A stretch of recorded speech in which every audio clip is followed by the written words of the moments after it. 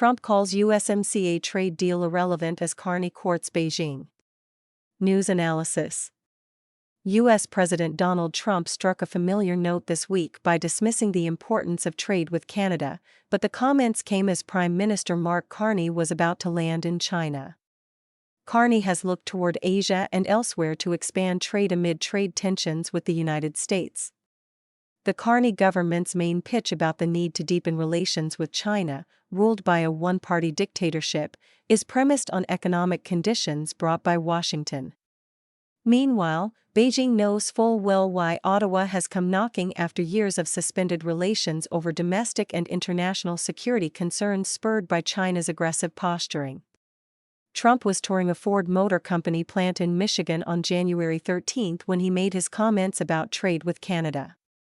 After linking his tariffs to increased activity at U.S. auto manufacturing plants, a reporter asked Trump about the upcoming renegotiations of the United States-Mexico-Canada Agreement on Free Trade. "I don't even think about USMCA, answered Trump.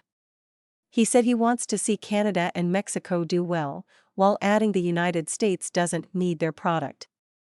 This is something Trump has said several times before, whether in relation to finished products or raw material, like oil and timber. We don't need cars made in Canada, we don't need cars made in Mexico, he said.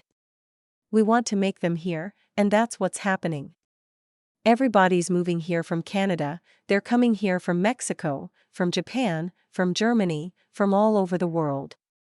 Pressed by reporters on whether he intended to renegotiate USMCA or not, Trump said, "Well, I can. It expires very shortly, and we could have it or not. It wouldn't matter.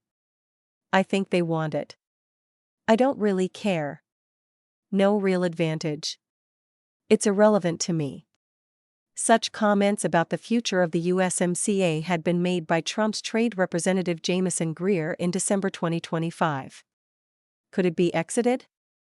Yeah, it could be exited. Could it be revised? Yes. Could it be renegotiated? Yes, he said. Carney and Canada-U.S. Trade Minister Dominic LeBlanc had reacted by saying that the Trump administration is not discussing wanting to scrap USMCA. Timing. While Trump's messaging wasn't entirely new, the timing was noteworthy, as Ottawa seeks to get closer to the United States' top adversary.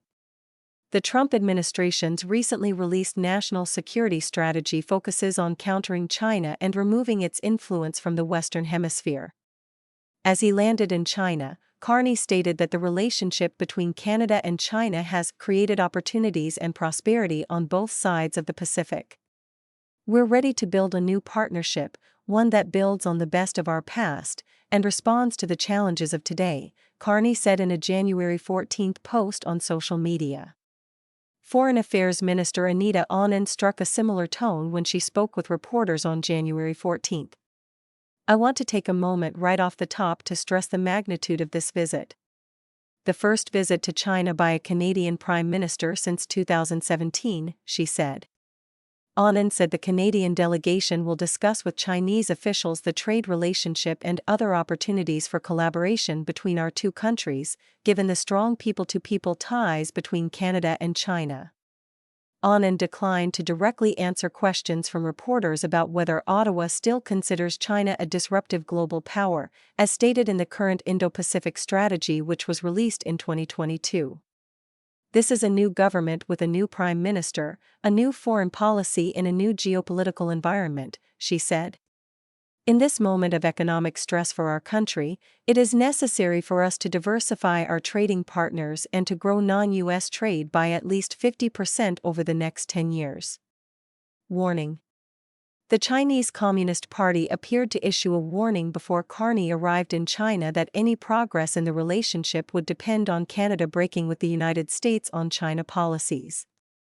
The Carney government needs to demonstrate that its willingness to strengthen cooperation with China is not just a makeshift move to reduce the bill being charged by the U.S., says a January 12 editorial published by the China Daily, a Chinese state-controlled newspaper.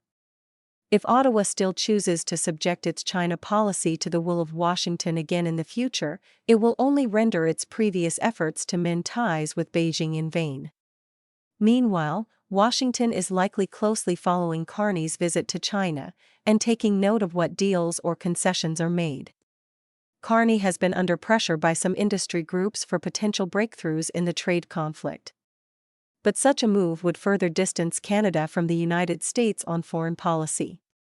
China slapped tariffs on Canadian agricultural and seafood products last year in response to Canada putting a surtax on Chinese steel, aluminum, and electric vehicles. The Trudeau government placed these tariffs on China in late 2024, following in the Biden administration's footsteps. Trump was asked on January 13 whether he would ever allow Chinese autos in the United States. He said China is taking over the auto sector in Europe. Meanwhile, there's a 100% tariff on Chinese cars in the United States. This allows U.S. manufacturers to do very nicely against China, Trump said. The European Union has lowered duties on Chinese EVs, and Chinese manufacturers are rapidly gaining market share, nearly doubling their sales between 2024 and 2025. Conservative leader Pierre Poilievre said on January 14 Canada should not back down on Chinese EV tariffs.